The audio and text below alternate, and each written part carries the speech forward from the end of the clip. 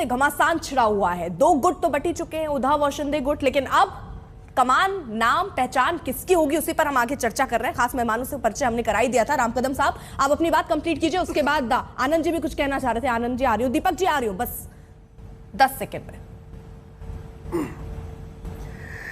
जिस प्रकार से श्रीमान उद्धव ठाकरे जी ने स्वर्गीय बाला साहब ठाकरे जी के विचारधारा को त्याग दिया, हिंदुत्व छोड़ दिया, बाला साहब ने जीवन भर जिनके साथ शत्रुता रही, जिनके साथ बाला साहब ने पुरजोर तरीके से के साथ लड़ाई की, उन्हीं बाला साहब के दुश्मनों को गले लगाने का काम उद्धव ठाकरे जी ने किया।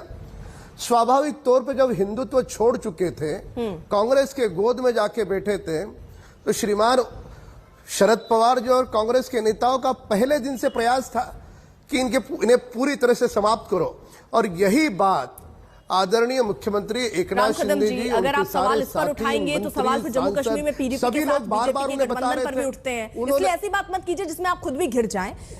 दीपक केसरकर साहब, चर्चा होगी ना? नहीं सर, उस पर चर्चा हो चुकी है। ऐसे दूध के धुले तो कोई दल नहीं है, कोई पार्टी दूध की धुली नहीं है सर। अपने स्वार्थ के लिए तो हर कोई गठबंधन कर लेता है, उसमें नया क्या है? आपको मुझे 10 सेकंड अर्पिता जी 10 सेकंड आपको देने होंगे जब आपने पीडीपी की बात निकाली है। जम्मू कश्मीर में किस हालात में चुनाव हुए आप जानते हैं।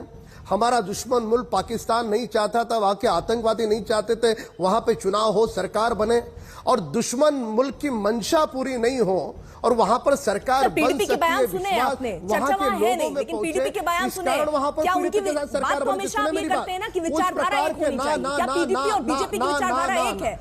सबसे पहले साथ आ गए, अलग अलग विचारधारा के, तो जो सारे राजनीतिक दल करते हैं अपनी अपनी सुविधा के हिसाब से करते हैं। सबसे जरूरी और सबसे महत्वपूर्ण तो सत्ता की प्राप्ति है सर, इसमें तो मतलब दो राय ही नहीं है, इसमें तो दो राय नहीं है, बैठी जनता भी देखती है। खैर सर, मुझे दीपक जी के पास जाना पड़ेगा, एक सेकंड सर आ रही हूँ।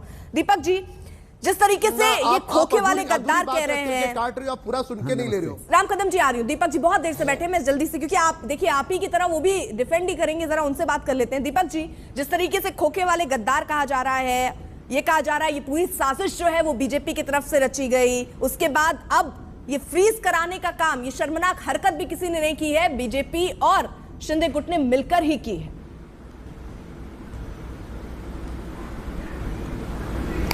देखिए, एक तो ये है कि ये अगर साजिश किसकी हो सकती है तो खुद उद्धव गुट की ही हो सकती है, क्योंकि इलेक्शन कमीशन ने 8 अगस्त